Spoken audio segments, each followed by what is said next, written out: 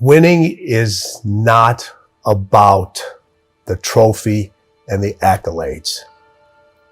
It's about the grind. It's about the obstacles. It's about the challenges. It's about the pain that you endure along the way for that 30 seconds of being able to either stand on a platform, be acknowledged by individuals that are close to you. But when that happens, your mind has to immediately shift back, because now you felt and tasted something that you could only get through winning. Are you willing to do it again? Everybody wants to win, but in order to know how to win, you got to know how to lose, because you're going to lose more than you're going to win. But every time you lose, what do you gain from it? So every time I've lost, people say you got to jump right back up. Get back right on your feet again. And I disagree with that. After you lose, or when you get knocked down, stay down there for a minute. Understand why you lost. What were the reasons? Why are you down here? Why did you lose? Why did you get knocked down? Because if you just jump right back up, you're going to lose again and again, and you continue going to lose the same way.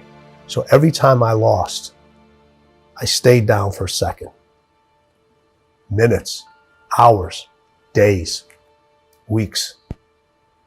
But when I stood up, I was different. People will point out your weaknesses, but there's a big difference between your weaknesses and your flaws.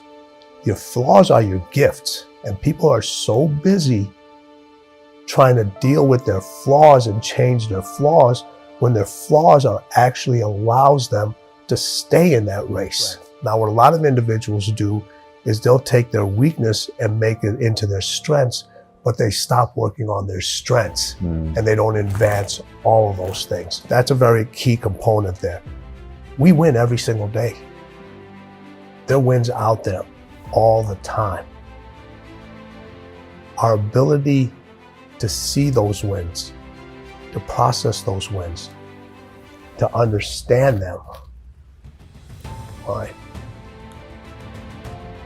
That's what makes the mind sharp. That's what keeps you focused. That's what keeps you alive. The illness is not to pursue something every day that gives you a feeling like nothing else can. And this isn't about financial security. This isn't about monetary success. This isn't about having shiny things. Winning is in so many different forms. Raising your kids, being able to get your message out to individuals, those are winning. Being able to be a teacher and never leave any student behind, those are wins.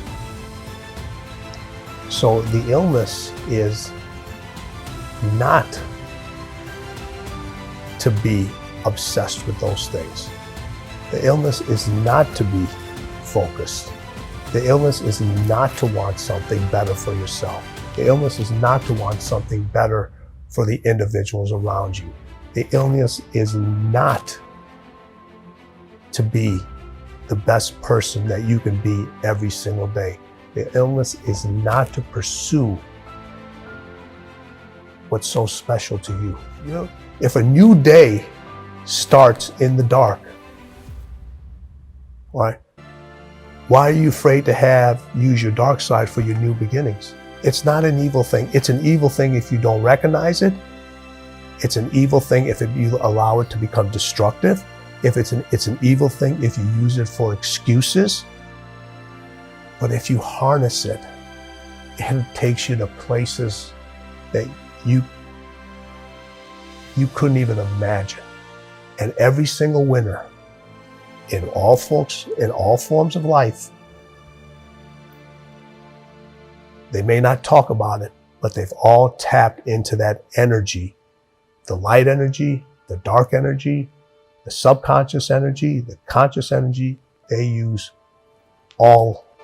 everything. To me, anger is a reaction to what somebody else said to you. It creates an emotion. All right. The dark side turns your anger into controlled rage. Now you're in control.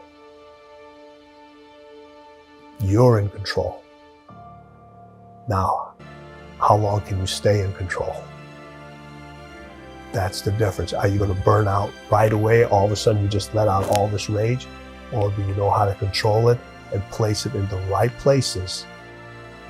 Not only to win the battle, but to win that war. And we literally have a war going on every single moment. It may not be out in here, but there's a war that goes on in here all the time with ourselves. All the time. And you can't win that war with only light.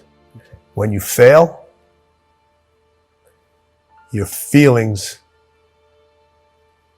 give you excuses. Your mind makes you more resilient. When I was working with my professional athletes, it required me to do a lot of traveling, a lot of leaving at short notice. So when people say, it didn't hurt, it still hurts. I was packing for a trip. My daughter walks into the room. She says, "Dad, why do you travel so much?" I said, "Sweetheart, this is how I provide for the family. This is how I take care of you and Mom. This is how I put food on the table."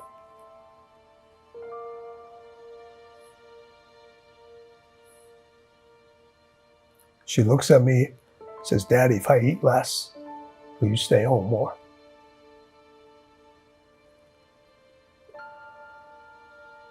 Now people would think in a fairy tale, or most people would say, I unpacked my suitcase, I'm not going to take this trip, honey, let's go grab some ice cream or let's go out. I kept packing. I kept packing. I had to set an example for her early of what it meant to win and what you have to leave behind sometimes in order to pursue what's unique to you. And I wanted her to understand that this is who I am. I can't be anybody else. I always want you to see the real dad, the real person. And I want to set an example for you. And I was fortunate enough that those sacrifices that I did make early, I had a conversation with her later on to tell her why I did all those things. And in the middle of the conversation, she stopped me. She goes, I get it. I understand. She saw the results. She saw how it brought us closer together. She understood my dedication to my craft and what it took to excel and what it took to be different and what it took to stand by unpopular decisions of others,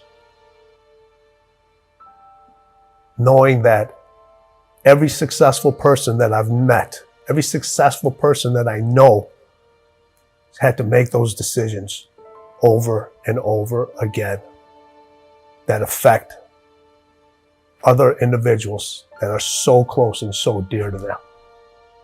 My ending of a fairy tale is different than somebody else's. It's my story. I have the ability to change it.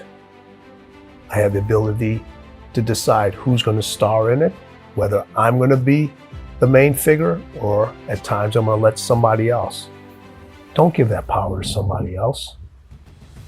You have too many individuals out there that are not writing their own story. They're letting other people write those stories for them. Winning wants you to write your own story, because only you can tell your story the way winning is going to understand it. The way your true self is going to be, acknowledge it to everybody else and say, listen, I may not agree with everything that you've done, and I don't expect people to do. There's not a single successful person that I know where everybody's going to agree with 100% of their decisions. But you have to respect that individual for doing things that they wanted to do, how they wanted to do it, and their ability to win over and over again. Stop looking for steps. Stop looking for things that say 5 steps to winning, 10 steps to greatness, 8 steps to success. Those steps are infinite, and they're constantly changing. And just because you can't see them doesn't mean they're not there. Find your own path to winning. Because as the late, great Kobe Bryant said, winning is everything. Winning is everything. The way it makes you feel. The way it makes your family feel. The way you feel when your children win. The way you feel when your significant others win. The way you feel when you've touched other lives and they win. Those steps are infinite, but you got to trust yourself that they're there.